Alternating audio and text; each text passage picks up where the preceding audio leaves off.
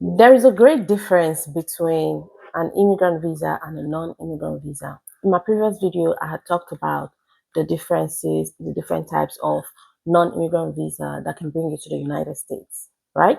Today, we're going to talk about the different types of immigrant visa, all right? So as we go over in the course of the video, you will get to understand the difference and you'll be able to make your choices. And when you're dealing with agencies, you know what type of visa they're about to give you. Hi everyone and welcome back again to my channel. It's me, veraadibelioliseh. How you all doing today? So in today's video, we're going to talk about the immigrant visas, the different types of immigrant visas in the United States of America.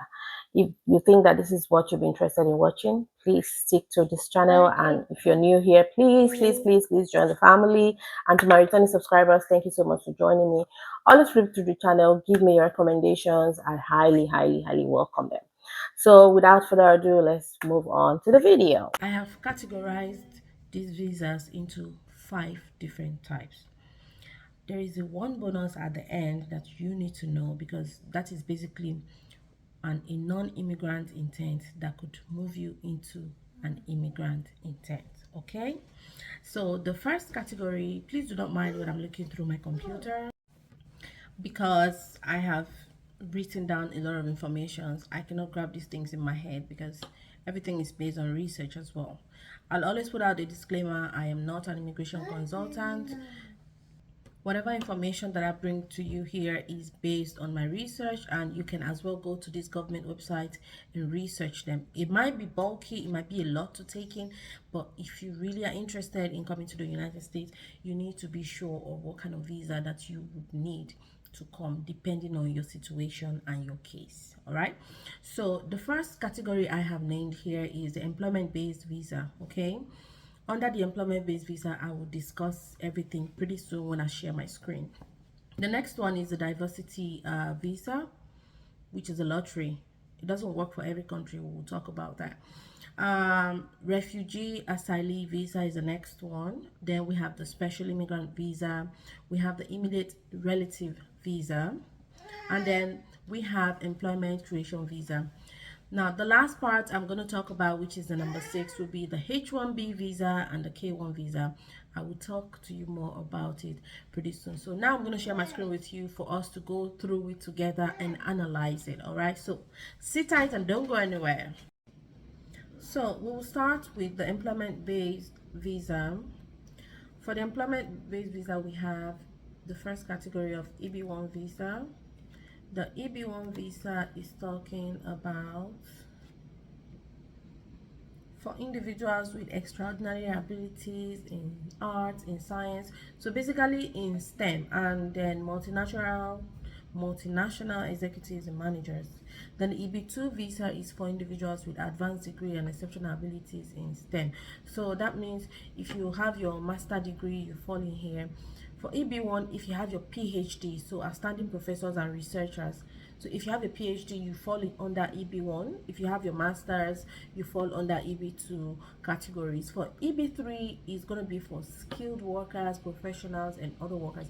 And there is a new one that came up, but I will give you more information about that. I think it's for unskilled visa, so I would find out the name of that visa and let you know once I get it. And the next one will be the EB4 visa. So this is for special immigrants such as religious worker, broadcasters, like translators and all that. Yeah. And then for EB5 visa, we call them the employment creation visa. This is for those that are ready to invest in the businesses in America. So for investors, you want to, there is a specific amount of money you have to invest to create job opportunities, and obviously you're creating job opportunities means you're improving the economy of the country. So that's the visa they give you. The next one will be the diversity lottery visa. So this is lottery. Obviously you guys have heard about lotteries in America. Now it's not every country that qualifies for it, but they also call it the green card lottery. So if they give you this visa, that means you're coming in as a green card holder, a permanent resident. Every benefit of a permanent residence, aside from voting, that is what you will get. So this program, it has a limited number of visa every fiscal year. So, and there are different countries that are eligible for it. It's not every country that is eligible for it. Now, to enter the DV lottery visa, you must be born in a qualifying country. All right. So you must be born in a country with low migration rate. So if your country has a high migration rate to the US, you will not qualify for it. So I'll give an example. Obviously, the obvious example is Nigeria. So Nigeria does not qualify for this at this time because Nigerians have been going into the United States with other kinds of visa. Now, the countries that have been excluded, that means they're not part of it, is the Bangladesh, Dominican Republic, Jamaica, South Korea, Canada, Haiti, Mexico, China, Venezuela, Pakistan, India, Philippines. There's so many other pathways that they used to come in, so they have high rates of migration. All right, Nigeria is also part of this, so you've been excluded, but it's okay. There are other means that you can come in. Now, the next one is refugee and asylum visa. For refugee visa is for individuals who have fled their home country due to persecution, war, or violence, and have been granted refugee status. So if you come into the country on a refugee visa status, like you run away and you find yourself in America, when you apply, you're going to apply for refugee visa and they will grant it to you. But obviously you should know that the history must be there. So whatever you're claiming that has happened in your country must be of national news, must be of something that everyone is aware of. Asylum visa for individuals who are already in US and have been granted asylum due to a well-founded fear of persecution in their home country. So I will give an example of, let's say, mutilation or war, like when Syria had the war thing and other countries. Let me not start mentioning, I do not want to conflict myself, but yes, you know what I mean by this one. And the next one is the special immigrant visa program, which is available to persons who have worked in the armed forces or under the chief of mission authority as a translator or interpreter. So this program, it offers visa to up to 50 persons in a year. So and for you to apply for this program, you must be a national of Iraq or Afghanistan. So if you're African, this might not be of benefit to you, and you must have worked directly with the U.S. Armed Forces and other authorities as a translator or an interpreter for at least 1 year, so 12 months, which is 1 year. And to apply for this as well, you must have obtained a favorable recommendation. So basically, this is for what do you call it, for them. All right, guys. Now we are going to be looking at the H1B non-immigrant visa. The H1B non-immigrant visa. Oh, there was one I missed. Let me see. Yeah, immediate relative visa was the fifth one that I wanted to mention to you guys. So for IR1 visa is for the spouse of a US citizen. IR2 visa is for unmarried children of a US citizen. So if you're outside the country and you're unmarried children, this is what you'll apply for your family, for those that are in the United States. IR3 visa is for orphans adopted abroad by a US citizen. So a US citizen adopts someone outside of the US, he or she would apply for IR3 visa for that orphan that has been adopted. And IR4 visa rather is for orphans to be adopted in the US by a US citizen. So an IR4 visa means the orphan is in the US and will be adopted by a US citizen. So don't get that conflicting. Now I'm going to tell you about the H1B temporary non-immigrant visa. This H1B temporary non-immigrant visa is a category in the United States that allows employers to temporarily employ foreign workers in specialty occupation that requires a high level of expertise or knowledge. So we could say, let's say tech, education, and sciences. It could be basically STEM and other high expertise. So you need to look into this because this is like generally what people use to get from outside if you're abroad and you want to apply, if an employer is going to get you into the United States, this should be the visa that they would look into for you.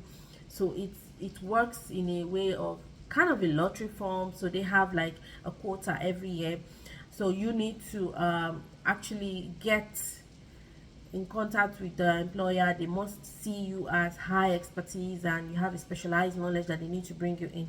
So the visa is commonly used by companies and they hire professionals in the field. So it's basically in the field of STEM and other expertise. So look into this visa category.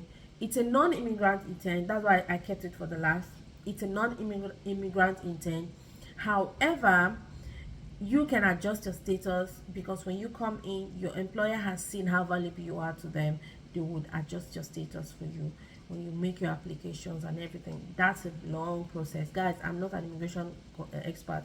You can try to reach out to an immigration expert to help you in what to do on this part, but you go ahead and read about it and then look for companies. In my subsequent video, I will try to find you companies that are employed for H1B visas. So and I'll tell you how you'll be able to apply for them abroad. All right. So key features of this H1B visa is specialty occupation. So your job must be sought after. Your job must be important. All right. And you must have like a bachelor's degree or higher in that specific field.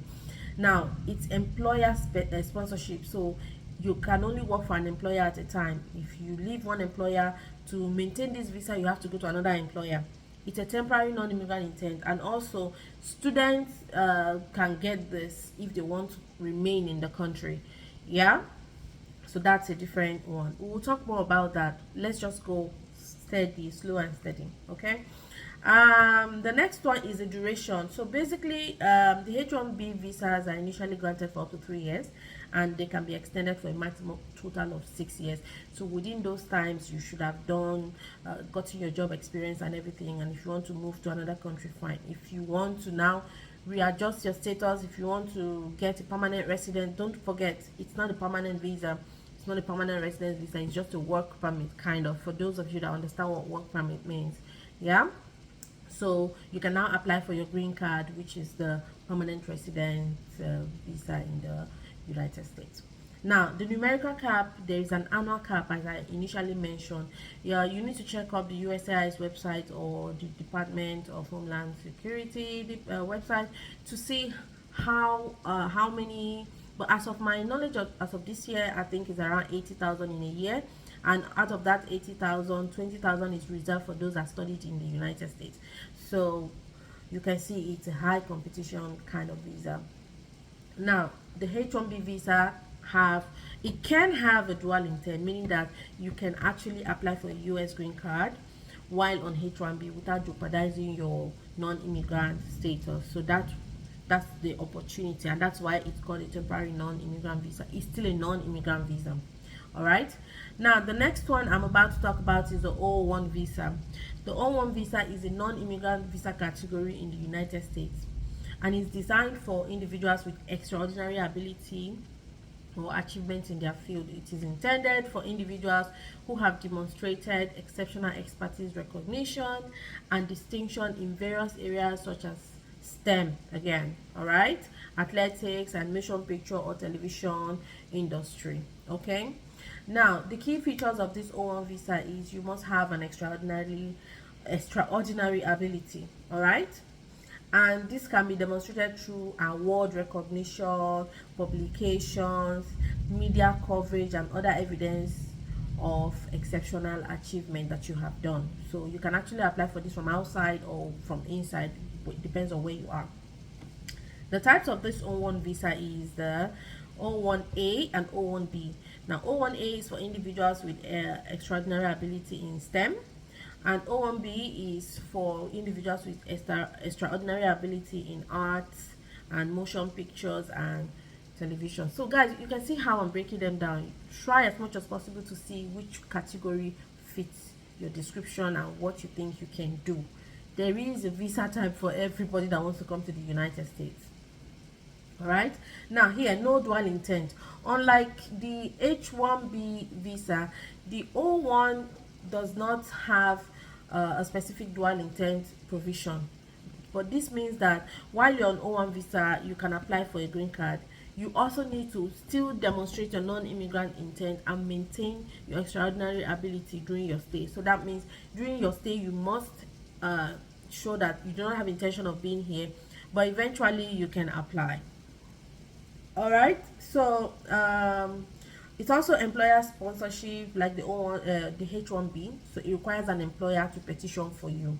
Okay, and the duration is, I think, 3 years, and there is a possible extension of 1 year, so it's shorter than the H1B. And support personnel, so if you're an O1 visa holder and you have people that are working with you on research or something, you can be able to bring them in on O2 visa, so like your assistant, your technician, depending on your exceptional ability.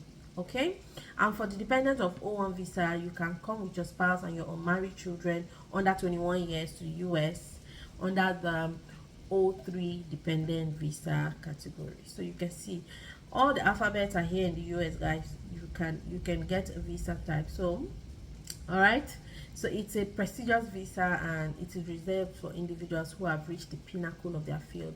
So it's important for you to gather your substantial evidence. Make sure you have your valid evidences before you apply for this visa. Okay, the next one is the K1 visa. The K1 visa is also a non-immigrant visa category in the US, and it allows a US citizen to bring their foreign fiancé to the purpose of getting married. Do you see what I just said? Fiancé. So it's also commonly referred to as the fiancé visa. So that means you have a fiance back home in Africa, any other country, Asia. You can bring them in as fiance on K1 visa, and then you can petition for them. The form to petition is I-129F, but for now, as of this video, you should try to confirm if that form still exists or they have switched it, because a lot of changes are going on in the immigration system now. So do well to visit the website, guys. I will link the website to my description so that you can go there, type K1 visa, and get all the information. All right, now they must petition for you within 90 days of entering the US. Your fiance that have invited you must petition for you within 90 days. This is very crucial. And you must have marriage intent. So both US citizen petitioner and the foreign fiancé, you must provide the evidence of a genuine and bona fide intention to marry each other within 90 days. You see, everything has to be sharp sharp. You say you want to marry, oh yeah, come and do the marriage, right? Now, biological relationship. The K1 visa is intended for fiancés who are legally able to marry each other, and they must have a genuine documented relationship. So same-sex couples are also eligible for this. So it's not like only man and woman. You know what the world is talking about now. So yeah, the duration is, once they issue you, it's valid for a period of 6 months. This K visa, you see how short this is, because they're expecting you to come in and get married, during which the fiancé must enter the US, and then you adjust your status after entering the US and marrying this your fiancé. You can now apply to adjust your status and become a lawful permanent resident, a green card holder in the United States. Now, work authorization. Why waiting for the adjustment of status to be processed? The foreign fiancé can apply for a work permit. Okay, so you're already in the US, you can apply for authorization to work, and you can also work. And for dependents, that is children or married, and you must be under 21, whatever it is, of the fiancé, you can apply for K2 visa to accompany the parents to the US. So for example, someone gave birth for you outside and you need to bring that child in, you apply for K2. K1 will be for the fiancé and K2 will be for the child. Now, travel restriction is that to enter the US on K1 visa, you are generally restricted from leaving. So you cannot leave until you have adjusted your status. You see the clause there. You can't just come in and say, okay, let me just rush to Dubai and go and buy something. Guys, just stay where you are, adjust your status before you can travel. Okay, this is part of the clauses of the visa. One thing with every visa like this, it has clauses, it has a catch. So ensure that you are reading, ensure that you have information. Okay, so you can see how wide, how bulky this information is. Take your time to watch this. Pick the visa category that you feel you are interested in. Then go ahead and research on it. Get every information that you require on it. I'm sure that these visa categories I have mentioned, you must have heard them, but might not be as detailed as this one. Pick whatever information that is necessary to you. Go ahead and um, research. I will drop a link to the government website in the description box. Go ahead and click on it.